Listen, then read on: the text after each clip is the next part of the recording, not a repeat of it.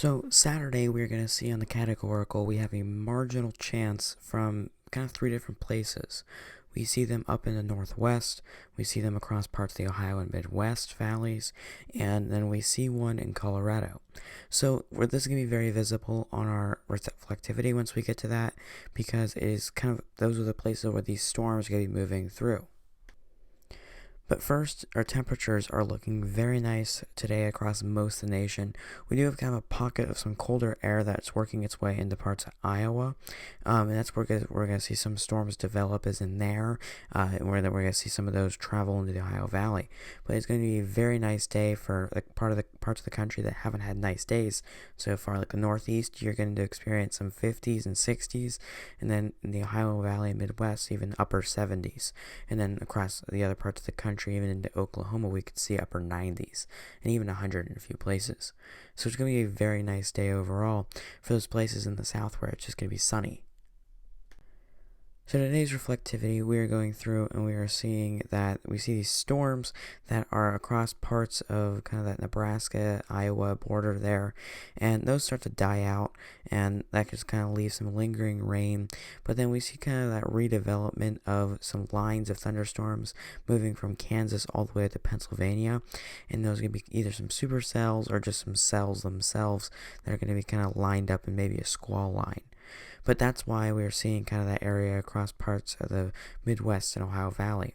But looking back up towards the Colorado area, we do have some thunderstorms that are developing there. And then up in the Northwest, we do see a kind of a bowing squall line that will die out as we get into the evening hours.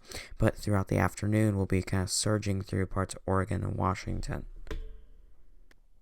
So your Sunday categorical, we are going to see that there is a long stretch of that marginal from all the way at the Kansas to Oklahoma border clear into the eastern coast past Maryland, where we see that there is a potential for these big thunderstorms to develop on a line. Not huge, like big thunderstorms on a severe level, just that they are a long distance. Then we also see a longer distance cell potential up from the Dakotas down into Colorado, Kansas.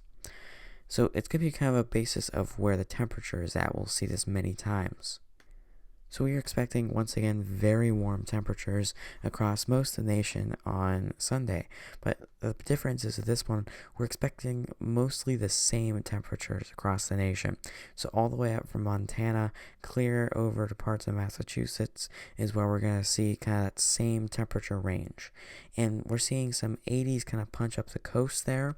And that's why we can expect some of these storms to develop. And we see a cold pocket develop from southern part of Illinois all the way to Pennsylvania, and that's going to be where our rain is at.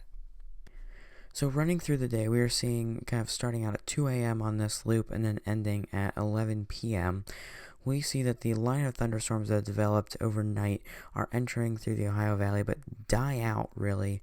They're kind of a big surge in the morning hours after those individual cells work their way through.